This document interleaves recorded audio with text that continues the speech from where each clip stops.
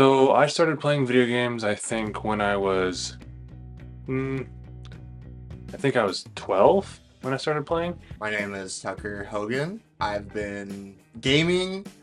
So I'm 24 now. I've been gaming since I was probably 4 or 5 years old. My first game was the SpongeBob movie game that was released on PlayStation 2. And let me tell you, from then on,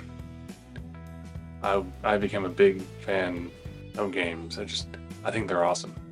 I remember I got the very first thing I got was like the Spider-Man plug and play console, where it was like one game in one console, and you'd plug that into the TV, and you'd have like the Spider-Man controller, and you'd play that. And then I went and got a PS2 when I was like 6, and then that was like my first experience like having a console. And then since then, it's just been constantly playing on the console and having that. Been gaming for a long time, probably like I said, almost 20 years.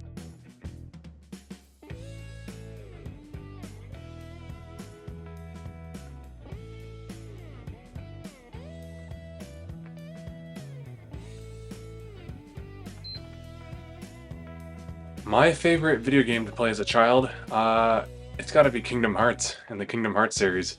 Uh, I played the very first game that came out on PlayStation 2. As a kid, it would probably, I'd say the one that was the most memorable to me, it's definitely, it's when my gaming world kind of opened up. I would say would probably be Halo Reach. PS2 is kind of like my first game system that I bought. I remember I was at Toys R Us with my dad, and I bought a PS2, and I felt so proud of myself. And then from then on, I played Kingdom Hearts 1, and then Kingdom Hearts 2, and overall, Kingdom Hearts was just like that one game franchise that kind of stuck with me, and it's still an amazing franchise to this day.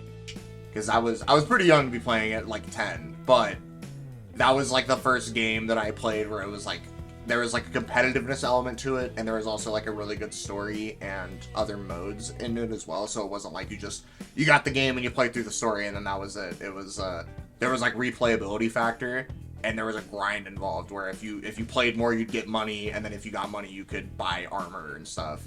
And as a kid, we'd always see the cool armor. We'd want it super bad, so we'd play and play and play and play and grind and grind. And that kind of introduced me to like the replayability factor of a game. And I'd say that's something that even today like still resonates with me. So when I think about the games that had the most impact on me and the games that I played the most as a kid, it would definitely be Halo Reach.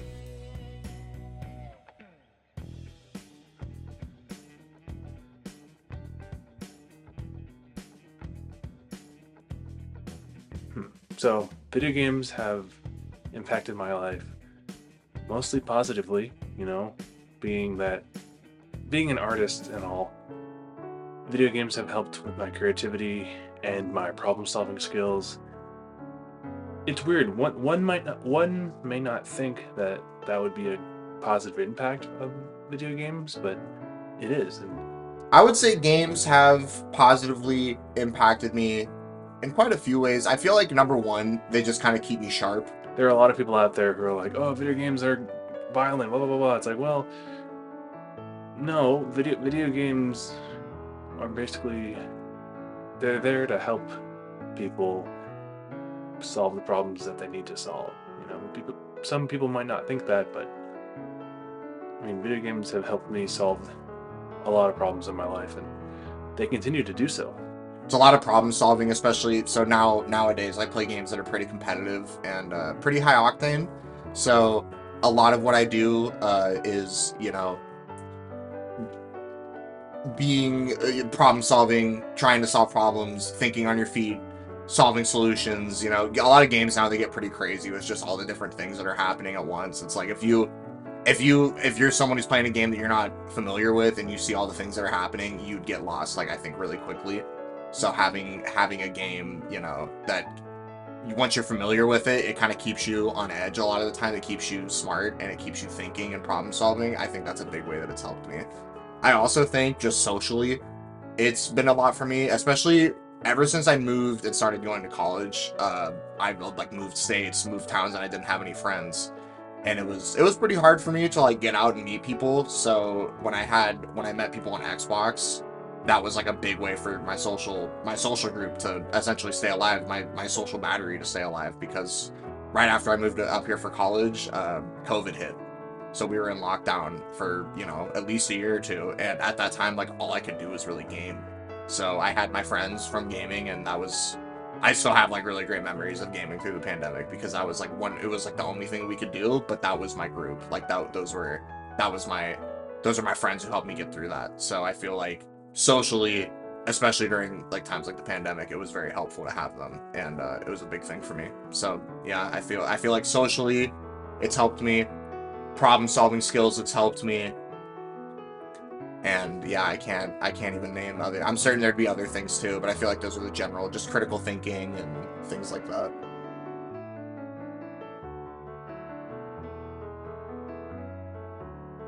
So in terms of violence, I can see where people are saying that it does, and they do, but I don't think they do. I think it's a pretty silly question, because it's very ignorant of, I feel like, all the other circumstances that surround violence when it happens. It's very easy to just look at like, oh, Grand Theft Auto, like that's really bad, like you do bad things, so clearly it's going to translate into doing bad things in real life.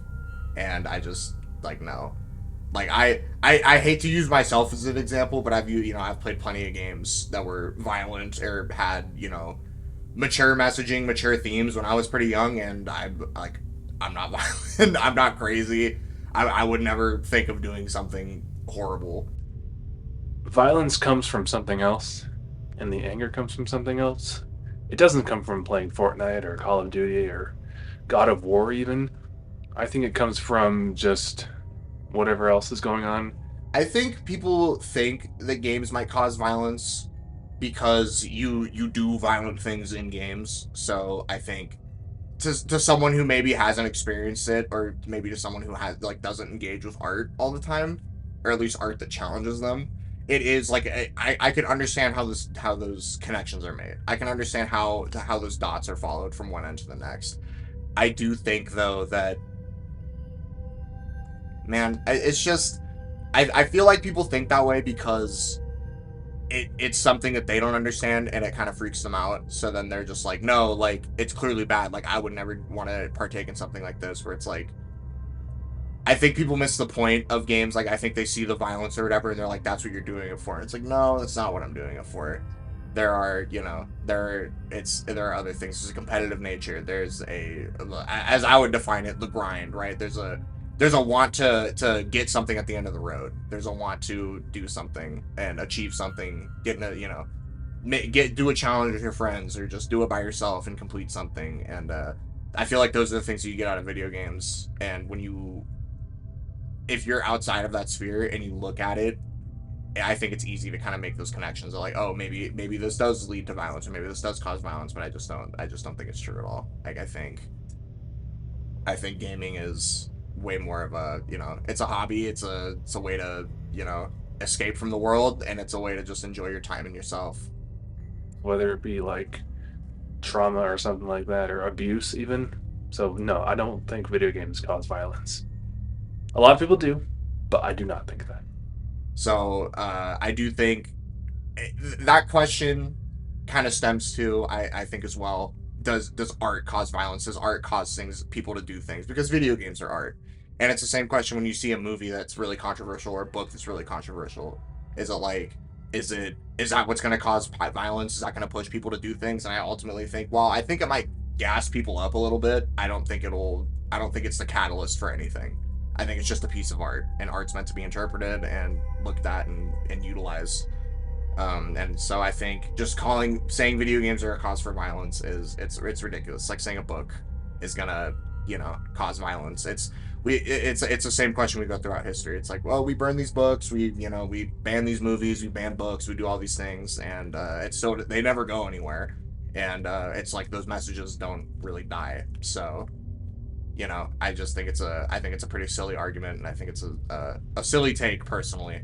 And I think there's definitely a lot of evidence to suggest that it's not just the art that's doing this. Like I mentioned before, like there are so many circumstances that go on in life that just would go beyond like what video games are doing, or what movies are doing, or what books are doing, or what anything is doing for someone. It's just one piece of a very large puzzle.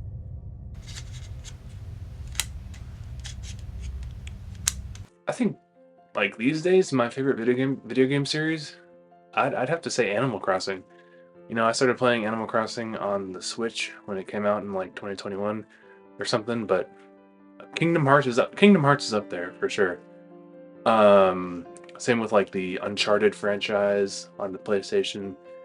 Little Big Planet, you can't forget the classics, So, but yeah, for right now, I'd say Animal Crossing. It's very soothing and it's just very nice. So as an adult, my favorite game to play, I feel like I kind of go through phases where it maybe just like with anything. It's like, so you watch a really good sci-fi movie and you're like, man, sci-fi is just so cool. Like I love sci-fi. And then you go eventually and you read a good sci-fi book, or excuse me, you read a good fantasy book, or watch a good fantasy movie, and then you're like, man, fantasy's really cool. Magic and dragons and knights and castles, like all that stuff is really cool.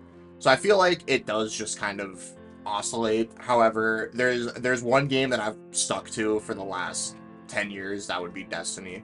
It's a game that I've been playing since the first one came out in 2014, and I am still playing it to this day.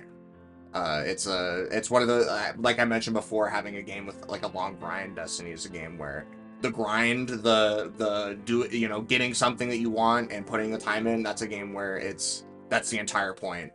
And it's a game where you need people to play with, and you need to have coordination and good problem solving skills, abilities to solve puzzles. So I feel like it's a game that helps keep me sharp. It helps just help me solve problems and think fast on my feet. It's got a lot of like really interesting, like creative build crafting, and by that I mean you can make your weapons synergize with armor that you use and abilities that you have in a really, really fun and crazy way. The developers for Destiny call it a power fantasy. And it very much is so a power fantasy, because when you really put the time in and you start seeing yourself get stronger and stronger and stronger and unlock more and more things, it's a very, very fun feeling. It's a very fun game for that.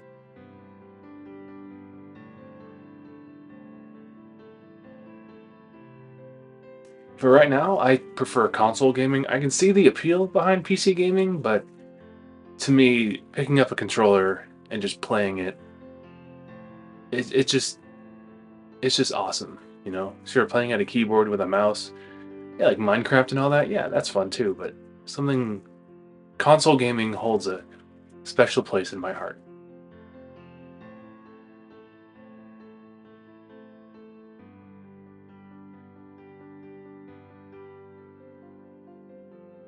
If you haven't played any video games at all, and I think you should.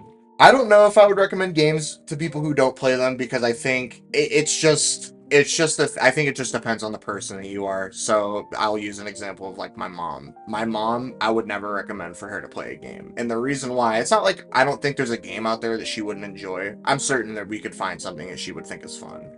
Ultimately, though, I think my mom is someone who appreciates reading more. I think she's someone who appreciates movies, different types of art more. And I do think it's just kind of an age thing where it's like, you know what, if you didn't grow up with it, it is a little hard to get into it, because, especially now, I think gaming has kind of reached a point where the people who game are people who game all the time. And if you're someone who's maybe a little bit more casual, trying to get into something like Call of Duty, it might be a little more difficult, because you're playing against people who will be around your skill level. You have a good game, and then suddenly you get matched up against the next esport hopefuls. People, I think people need to understand the positive impact that video games have on our society. A lot of people think that video games are just negatively impacting our lives. They don't. I don't think they're aware of all the positive impacts that video games have. So, yes, 10 out of 10. I would totally recommend. I would tell people to game if they think it's something. If they think and they look at it and they be like, you know what, I think this is fun. I think it's a good way to connect with people. I think it's a good way to just. It's a good and safe way to spend your time and do something kind of social without, going outside and spending money and doing all this other stuff. Like, if you make that initial investment, you can get tons of entertainment out of it. Even if it's for 20 minutes a day or like an hour a day, just play some. I think your brain would thank you, and your mental health and your creativity would definitely thank you as well. I do think I would recommend some people. I do just think it kind of depends on the person though, because like I said, I don't think everyone's gonna be naturally going towards gaming. Like I think some people just prefer books more. Some people prefer movies more. Some people enjoy TV shows or painting or just any number of artistic expressions. And I think gaming is just one. Gaming is just another one of those. So it might be, I think if you see a game that looks fun to you, I would 100% recommend to play it because gaming is such an interesting art form because it's you can look at it from like, oh, it's just a task that I get. Like I have to go from point A to point B and do thing in between. And a lot of games are definitely like that, but a ton of games are also very different, very creative with what they have you do, very creative with how you approach it. And I think it's just a great way to, experience a story. It's a different way to experience a story. And I just think it's very crucial to, it's a crucial art form because it's like one of the only ones that's like you're very interactive with it. And I just think it's super important. And I would say, like I said, if you see a game that looks fun to you, absolutely play it, even if you don't game. Like, just try it out. It's there. You don't lose anything for trying things out. You don't. There's nothing to lose. There's no stakes. It's just meant. You're meant to enjoy yourself. You're meant to have fun. It's not. You don't take it seriously. Don't take it seriously.